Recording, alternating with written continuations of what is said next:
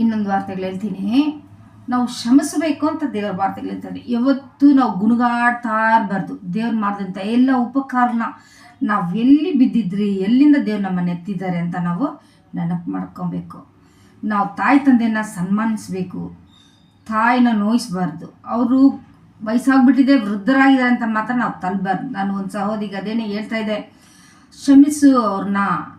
ಅವ್ರು ನಮ್ಗೆ ಎಷ್ಟು ನಾವು ಕಣ್ಣೀರಲ್ಲಿರ್ಬೇಕಾದ್ರೆ ನಮ್ಮನ್ನು ಚಿಕ್ಕ ಮಕ್ಕಳಿಂದ ನಮ್ಮನ್ನು ಸಾಕಿ ಮದುವೆ ಆದ್ಮೇಲೂ ಸಹ ಅವ್ರು ನಮ್ಮನ್ನು ಬಿಡದೆ ನಮ್ಮನ್ನು ಕೈಡ್ದು ನಡೆಸಿದ್ದಾರೆ. ಅದೇ ರೀತಿ ಕಣ್ಣೀರಲ್ಲಿ ಅವರು ನಮ್ಗೇನೇ ಮಾಡಿದನೋ ವೃದ್ಧವಾಗಿರ್ಬೇಕಾದ್ರೆ ನಾವು ನೋಡ್ಕೊಡ್ಲೇಬೇಕು ಅವ್ರನ್ನ. ಇದೊಂದು ಶೋಧನೆ ಪೀರಿಯಡ್. ಶೋಧನೆ ಮಾಡುವಂಥ ಸಮಯದಲ್ಲಿ ನಾವು ಅವ್ರು ಬೇಕಂತ ಆದನ್ನೇ ನಾವು ಮಾಡಲೇಬೇಕು.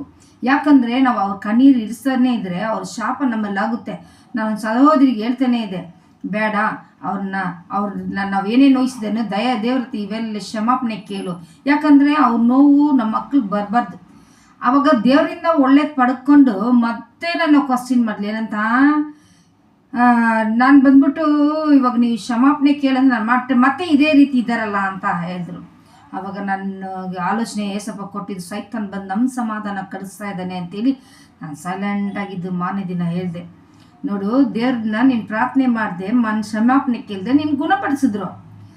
ಮತ್ತೆ ಹೋಗ್ಬಿಟ್ಟು ದೇವ್ರನ್ನ ಹತ್ರ ಎಲ್ಲ ಒಳ್ಳೇದು ಪಡ್ಕೊಂಡು ಮತ್ತೆ ನಾವು ಯಥಾ ಪ್ರಕಾರವಾಗಿ ಹಿಂದೆ ಹೋದರೆ ಆವಾಗ ಮತ್ತೆ ನಮಗೆ ಆ ಶಾಪ ಮತ್ತೆ ಹಿಂದಿರುಗಿ ಬರುತ್ತಾ? ಆ ರೀತಿ ಅವರ ಕಣ್ಣೀರಿನ ಹಾದಿಯಲ್ಲಿ ನಡೆಯೋದಂಥ ಹಾದಿ ನಮ್ಮನ್ನು ಮುಟ್ಟಬಾರ್ದು. ನಾವು ಶಾಪಗ್ರಸ್ತರಾಗಬಾರ್ದು. ಇದು ಮಾತ್ರ ನಾನು ವಿವರವಾಗಿ ಹೇಳಿದೆ. ಅದೇನೇ ಈ ವೇಳೆಯಲ್ಲಿ ಹೇಳ್ತೀನಿ, ನಾವು ಕ್ಷಮಿಸಿ ಬಿಟ್ಬಿಟ್ಟು ಆ ಶ್ರಮದಲ್ಲಿ ಮಾತ್ರ ಶ್ರಮಿಸ್ಬಿಟ್ಟು ನಮ್ಮ ಆಶೀರ್ವಾದ ಪಡ್ಕೊಂಡು ಮತ್ತೆ ಅದೇ ಹಳೆಯ ಕತೆಗೆ ನಾವು ಹೋಗ್ಬಾರ್ದು. ಹೋದರೆ ಮತ್ತೆ ನಮ್ಮನ್ನು ಪಾಪ ಹಿಂದಿಟ್ಟು ಬರುತ್ತೆ, ಶಾಪ ಹಿಂದಟ್ಟಿ ಬರುತ್ತೆ, ಮತ್ತೆ ನಮಗೆ ಕಷ್ಟಗಳು ಬರುತ್ತೆ, ದುಃಖನೂ ಬರುತ್ತೆ, ವೇದನೂ ಬರುತ್ತೆ. ಈ ಲೋಕದಲ್ಲಿ ನಾವು ದೇವರ ವಿರೋಧವಾಗಿ ನಾವೇನೇ ಮಾಡಿದ್ರೂ ಬದುಕಾಗಲ್ಲ. ಚಾಲೆಂಜ್, ಮನುಷ್ಯ ಹಿಂಗೆ ಮಾಡ್ದೆ ಅಂದ್ಬಿಟ್ಟು ಅವ್ನ ವಿರೋಧವಾಗಿ ರಿವೆಂಜ್ ಎತ್ತದು. ಅವ್ನಿಗೆ ವಿರೋಧವಾಗಿ ನಮ್ಗೆ ವಿರೋಧವಾಗಿ ಮಾಡಿದ್ನಲ್ಲ ಅವ್ನು ಬಿಡಬಾರ್ದು. ರಿವೆಂಜ್ ಎತ್ತದ್ದು ಮನುಷ್ಯನ ಕೆಲಸ ಅಲ್ಲ, ದೇವರ ಕೆಲಸ. ಮಾಡಿದ್ರೆ ದೇವ್ರು ಮಾಡ್ತಾರೆ, ಮನುಷ್ಯನಲ್ಲ. ಮನುಷ್ಯ ಮಾಡೋದು ಬೇರೆ ಉಸಿರು, ಅವ್ನು ದೇವ್ರ ವಾರ್ತೆ ಇರ್ತಾನೆ, ಬೇರೆ ಮಣ್ಣು. ಅವನ ಆಲೋಚನೆ ಅಲ್ಲಿಗೆ ಹೋಗುತ್ತೆ ಅಂತಾರೆ. ಅದೇ ದೇವ್ರು ಯುದ್ಧ ಮಾಡಿದ್ರೆ ನಮಗೋಸ್ಕರ ಜಯವನ್ನು ಕೊಡ್ತಾರೆ.